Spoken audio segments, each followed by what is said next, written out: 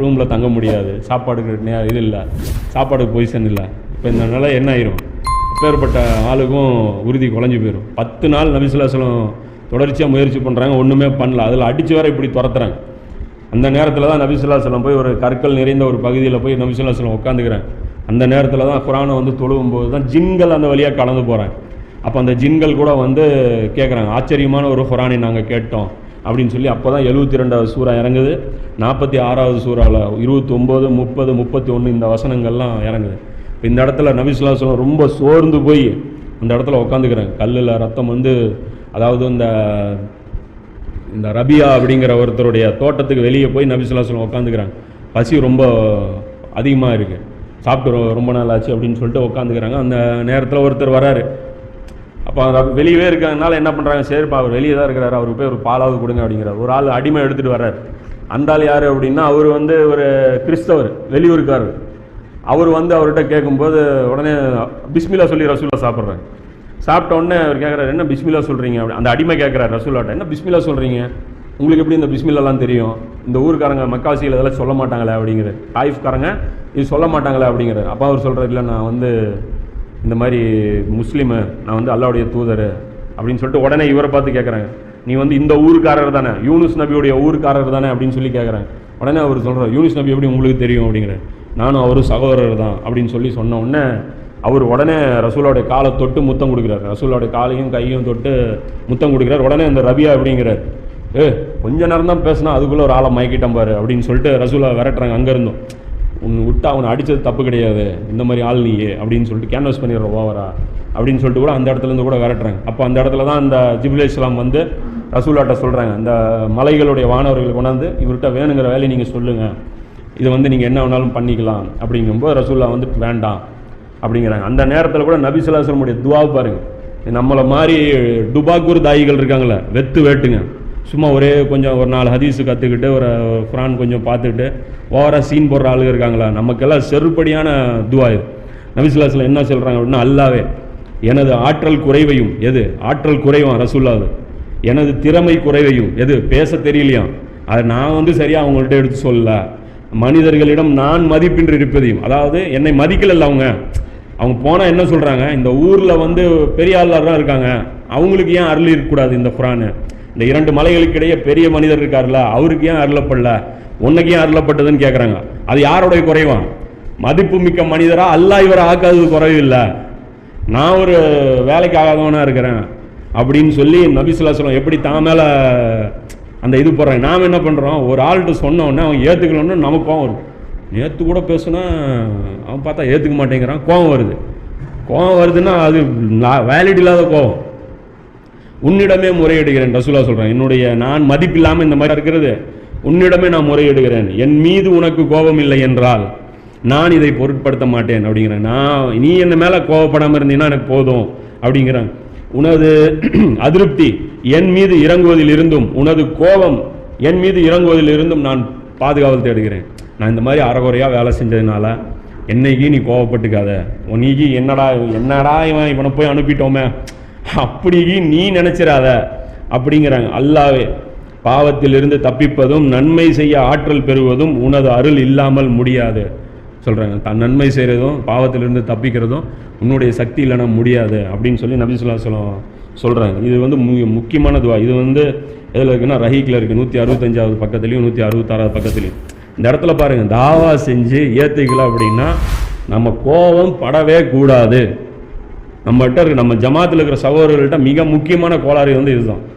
இப்போது சகோதரர்கள் பயான் பேசுவாங்க, பேசிட்டு அடுத்த பயானுக்கு நான் பேசலை அப்படிம்பாங்க. ஏன் அப்படின்னு கேட்டால் இவங்களுக்கெல்லாம் சொல்லி என்னங்க பண்ணுறது, எத்தனை வாட்டி விஷயம் சொல்லியாச்சு இல்லை, ஏற்றுக்க மாட்டேங்கிறாங்கன்னா இப்போ இன்றைக்கே சொன்னால் நாளைக்கு ஏற்றுக்கணுமாண்ணா. இப்போ திரும்ப சொல்கிற ஒரு மெத்தடு நபி ஸல்லல்லாஹு அலைஹி வஸல்லம் முன்மாதிரியே இல்லையான்னா. குர்ஆன்லேயே தொழுவ சொல்லி ஒரு இடத்துல இருக்குது, 54 இடத்துல வருது. தொழுகை நிலைநாட்டுங்கள் ஒரு இடத்துல சொல்லிட்டு போயிருக்கலாம் இல்லையா, 54 இடத்துல எல்லாம் வலியுறுத்த வேண்டிய விஷயம் என்ன இருக்குது.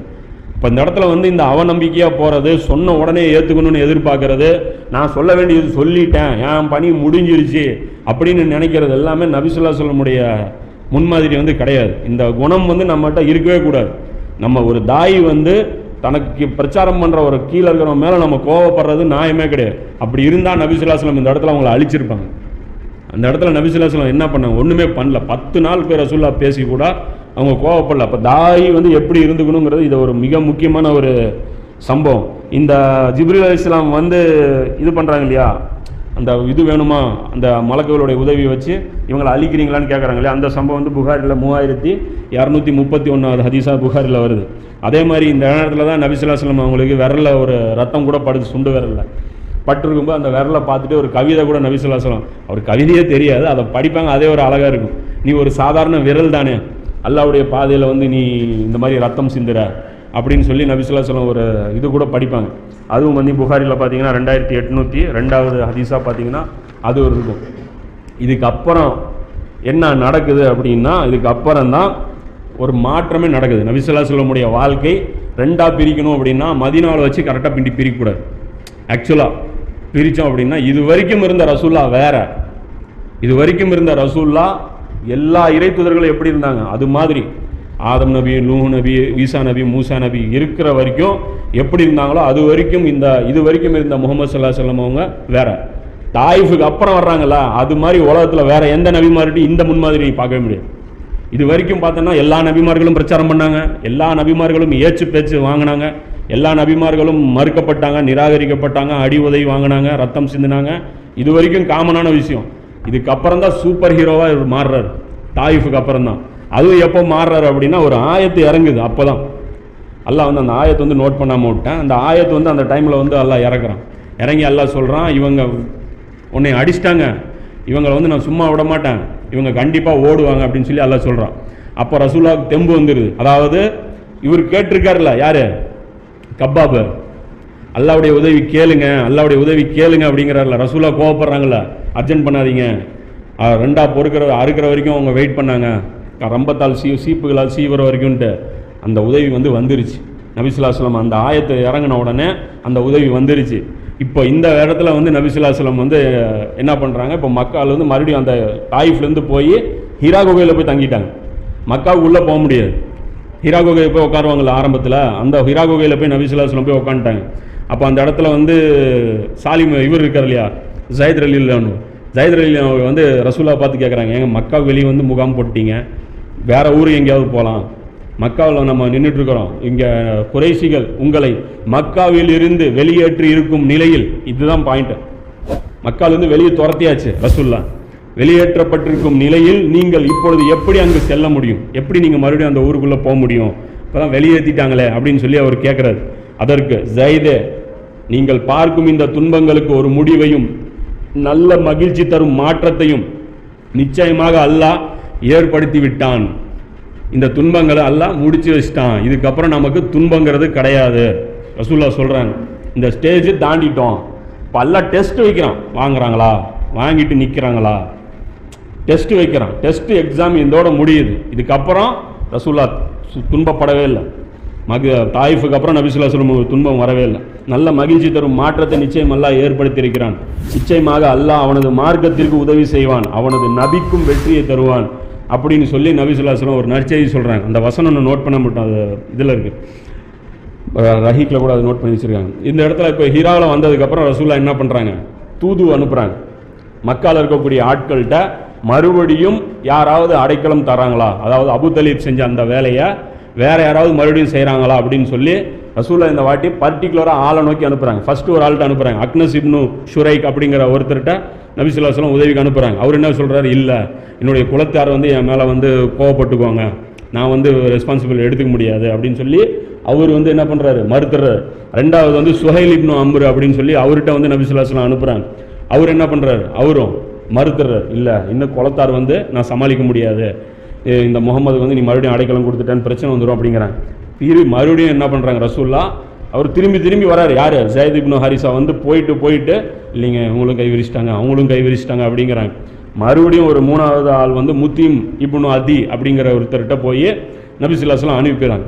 அனுப்பின உடனே அவர் என்ன பண்ணுறாரு, முகமதுக்கா நான் கொடுக்குறேன் அப்படின்றாங்க. அவருக்கு தானே நம்ம கொடுத்துடலாம், ஒன்றும் பிரச்சனை இல்லை அப்படின்னு சொல்லிட்டு என்ன பண்ணுறாரு, உடனே அவருடைய மகன்கள், நிறைய மகன்கள் அவருக்கு 10க்கு மேற்பட்டது இருந்ததுன்னு சொல்கிறாங்க, நிறைய மகன்கள் எல்லாருக்குமே போர் கவசம் கொடுத்து நபி ஸல்லல்லாஹு அலைஹி வஸல்லம் அப்படியே ரவுண்ட் அப் பண்ணி, இல்லைன்னா போட்டுருவாங்க, நல்லா தெரிஞ்சுங்க. அப்போ என்ன மாதிரி சுச்சுவேஷன் பாருங்க, ரசூலுல்லாஹ் மக்காவுக்கு போனால் போட்டுருவாங்க. அப்போ வெளியேற்றப்பட்ட அந்த வசனம் குரான் பேசுது இல்லை, தாயிஃபு தான், அது ஹிஜ்ரத்து கிடையாது. அப்போது இந்த இடத்துல வந்து அவர் வந்து மறுபடியும் உள்ளே வர்றாரு. வரும்போது அவங்க அப்படியே அந்த வளையம் மாதிரி போட்டு அந்த எஸ்கார்ட் பண்ணி கூப்பிட்டு வருவாங்கள்ல, அப்படி கூப்பிட்டு வராங்க ரசூலாவையும் ஸைத் பின் ஹாரிஸாவையும். அவங்கள கூட்டிகிட்டு வந்து காபத்துல்லாவில் கொண்டாந்து நிற்பாட்டி அந்த இடத்துல ஒரு அனௌன்ஸ்மெண்ட் பண்ணுறாரு. முத்தீம் இப்னு அத்தி இருக்கார்ல, அவர் வந்து அனௌன்ஸ்மெண்ட் பண்ணுறாரு, முகம்மதுக்கு நான் இன்றிலிருந்து அடைக்கலம் தந்து விட்டேன், யாரும் வந்து முகம்மது மேலே கை வைக்கக்கூடாது அப்படின்னு சொல்கிறாங்க. இந்த அடைக்கலம் இருக்கும் நிலையில தான் நபி ஸல்லல்லாஹு அலைஹி வஸல்லம் மீதி இருக்கக்கூடிய 3 வருஷம் வாழ்ந்தாங்க. அந்த ஹிஜ்ரத்து போகிற வரைக்கும் இந்த அடைக்கலத்தை வச்சு தான் நபி ஸல்லல்லாஹு அலைஹி வஸல்லம் அங்கே உயிரோடு இருந்தாங்க. அப்போ இந்த நேரத்தில் வந்து இதை வச்சுக்கிட்டு அதை டிக்ளேர் பண்ணுறாங்க. எல்லோரும் போர்க்கவசம் வச்சுக்கிட்டு வாளை வச்சுக்கிட்டு அவர் இது பண்ணார். நபி ஸல்லல்லாஹு அலைஹி வஸல்லம் இதை ரொம்ப நன்றியோடு இதை நினச்சி பார்ப்பாங்க. இந்த பத்ரு போரில் என்ன நடக்கும், இவருடைய அந்த மகன்கள் இருப்பாங்க இல்லையா, அவங்கெல்லாம் கூட வந்து இதில் மாட்டியிருப்பாங்க. எதில் பிணை கைதியாக அவங்க பிடிக்கப்பட்டிருப்பாங்க. அதுவும் இல்லாமல் நிறைய பேர் வந்து மக்காவாசிகள் மாட்டுவாங்க இல்லையா, அப்போ வந்து பேரம் நடக்கும். இவங்க வந்து நீ இந்த தொகை கேட்பாங்கல்ல, அப்போ வந்து அப்பாஸ் அலியானு இருக்காங்கல்ல, அவரு வந்து எதில் மாட்டியிருப்பார், பிணை கைதியாக மாட்டியிருப்பார். எதில் பத்ரு போரில் அப்பாஸ் அலியானு அவர் மக்கா வீட்டில் தான் இஸ்லாத்துக்கு வர்றாரு. அவரும் வந்து பார்த்தீங்கன்னா பிணை கைதியாக மாட்டியிருப்பாங்க. அப்பாஸ் அலியானு சித்தப்பனவனா ரொம்ப வயசானவர்னு கற்பனை பண்ணிங்க. ரசூல்லாவோட 2 வயசு தான் டிஃப்ரெண்ட் அவருக்கு. ரசூல்லாவோட வெறும் 2 வயசு பெரியவங்க யார், அப்பாஸ் அலியானு. அப்போ அந்த இடத்துல அவர் என்ன பண்ணுறாரு, அவரும் பிணை கைதியாக வந்து மாட்டிக்கிறார். மாட்டின உடனே ரசூல்லாட்ட வந்து பேரம் நடக்குது. இவ்வளோ அமௌண்ட்டு கேட்குறாங்க ரசூல்லா, குறைச்சிக்க சொல்லி உங்களுடைய சித்தப்பா கேட்குறாரு அப்படின்னோடனே ரசூல்லா சொல்கிறாங்க 5 பைசா கூட அவர்கிட்ட குறைக்காதீங்க அப்படிங்கிறாங்க. அதே மாதிரி அந்த 4024 புகாரில் இந்த ஹதீஸில் நபி ஸல்லல்லாஹு அலைஹி வஸல்லம் சொல்கிறாங்க, இதே முத்தீம் மட்டும் இருந்து இவங்க எல்லாருக்காகவும் பரிந்து பேசியிருந்தாருன்னா நான் ஃப்ரீயாக விட்டுருப்பேன் அப்படிங்கிறேன். இவர் இருந்திருந்தாருன்னா, இவருக்கு என்கிட்ட ஒரு பேச்சு சொல்லியிருந்தாருன்னா எல்லாருக்கும் நான் ஃப்ரீயாக விட்டுருப்பேங்க. அப்போ ரசூலா இங்கே ஹிஜ்ரத் வந்தவுடனே அவரும் மரணிச்சிடுறார். அப்போ அதுவும் நடந்திருக்கு. அப்போ அந்த அடிப்படையில் இந்த நபி ஸல்லல்லாஹு அலைஹி வஸல்லம் அவங்களுக்கு ரொம்ப ரொம்ப உதவியாக இருந்தவங்க. இது இப்போ இந்த சம்பவம் நம்ம நிறைய ஞாபகம் வச்சுக்கணும்.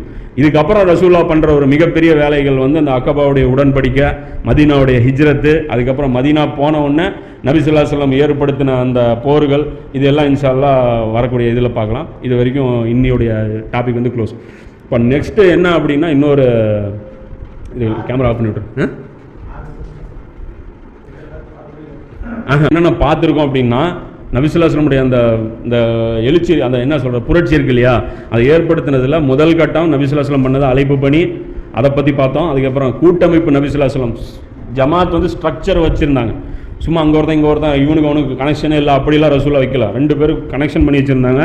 அடுத்தது அந்த இருந்த ஜமாத்துக்கு பிரெயின் வாஷிங், நம்மளுடைய பாதி சொல்ல போனால் மூளையில் அவங்க அல்லாவுடைய நேசத்தை தவிர அந்த மண்டையில் வேறு எதுவுமே கிடையாது. அல்லாஹ் சொன்னால் எதை வேணாலும் செய்வாங்க. அந்த அளவுக்கு அல்லாவுடைய அந்த டெடிகேஷன் வந்து கொடுத்துருந்தாங்க. நல்லா பாருங்கள், பின்னாடி கூட முஹாஜிர்கள் எங்கேயாவது பெரிய தப்பு பண்ணியிருக்காங்கன்னு நோட் பண்ணி பாருங்கள். எங்கேயுமே பண்ணியிருந்திருக்க மாட்டாங்க. இந்த ஸ்லிப்பாகிற வேலை இருக்குல்ல, சுப்ஹானல்லாஹ், இந்த ட்ரைனிங் இருக்குது பாருங்கள். இந்த உஹது போரில் கூட இறங்கி வந்தாங்களே, யார் அவங்க, அன்சாரிகளில் புதுசாக வந்த அன்சாரிகள். இந்த அக்கபாவுடைய உடன்படிக்கையில் இருந்த அன்சாரிகள் கூட கிடையாது. அப்போ அங்கே மேலே நிற்கிற ஆளில் முஹாஜிர்கள் யாரும் இறங்கி வரல. யார், உஹது போரில். ஏன்னா ரசூல்லாவுடைய கஞ்சாடை கூட அவங்களுக்கு வந்து அர்த்தம் தெரியும். அந்தளவுக்கு டெய்லியும் ரசூல்லா வந்து அந்தளவுக்கு ப்ராக்டிஸ் கொடுத்து வச்சுருந்தாங்க. அதனால் முஹாஜிர்களை வந்து அதுதான் ரசூல்லாவோட சொன்னாங்க, எனக்கு அப்புறம் வர்ற கலீஃபாக்கள் 12 பேர் முஹாஜிர்களாக, அதாவது இவங்களாக தான் இருப்பாங்க, குறைஷிகளாக தான் இருப்பாங்கங்கிறாங்க. அப்போது அந்தளவுக்கு அவங்க வந்து எக்ஸ்பீரியன்ஸான ஆளுகள், லேஸ்பட்ட ஆளுகள் கிடையாது. அதனால தான் மதீனாவுடைய அதாவது அந்த சாம்ராஜ்யத்துடைய ஆட்சி பொறுப்பு பார்த்தீங்கன்னா மதீனாவாசிகள்கிட்ட நபி ஸல்லல்லாஹு அலைஹி வஸல்லம் கொடுக்கல. ஏன்னா ட்ரைனிங், இந்த ட்ரைனிங் வேறு யாருக்கும் கொடுக்கப்படல. மாஸ்டர் ட்ரைனிங் 13 வருஷம் இவ்வளோ பெரிய ஒரு ப்ரொஃபஸர்கிட்ட டெய்லி வந்து அல்லாவுடைய கைடன்ஸில் படி செயல்படுறது சாதாரண வேலை கிடையாது. அதனால் பார்த்தீங்கன்னா அவங்களுடைய இதே வேறு. அப்போ தர்பியத்து 3ஆவது விஷயம். 4ஆவது விஷயம் சகித்துக்கொள்ளுதல். இதைத்தான் பார்க்கணும், சகித்துக்கொள்ளுதல். அடுத்தது இந்த ஆக்டிவ் ரெசிஸ்டன்ஸ், அதாவது தாக்குதல். 5ஆவது அதை பரவலாக்குதல். இந்த 2 விஷயம் ரொம்ப நீளமான விஷயம், இது பொறுமையாக பார்க்கலாம்.